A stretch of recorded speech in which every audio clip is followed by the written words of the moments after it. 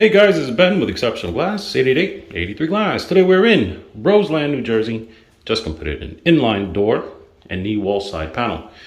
All the hardware here is in polished chrome hardware. Square version, we've used the miter style handle pull.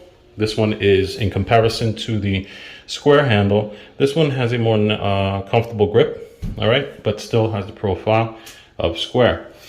We've got the square clamps, again, all in polished chrome.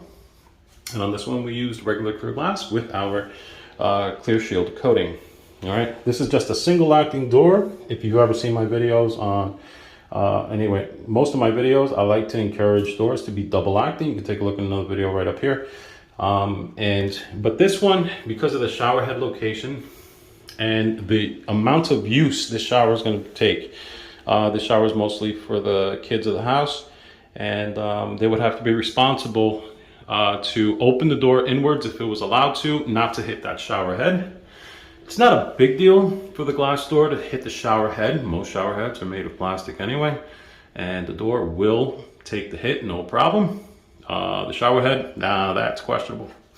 But since we are relying on kids to follow rules, we said, why don't we just eliminate that chance and just make this a single acting door instead. All right, and again, single acting doors are the traditional way for glass shower doors, but we're not traditional, and we like the double acting feature. So that's pretty much all I gotta say about that. So if you guys need one of these, please feel free to give us a call, 888-83 Glass, or visit our website, njglassdoors.com.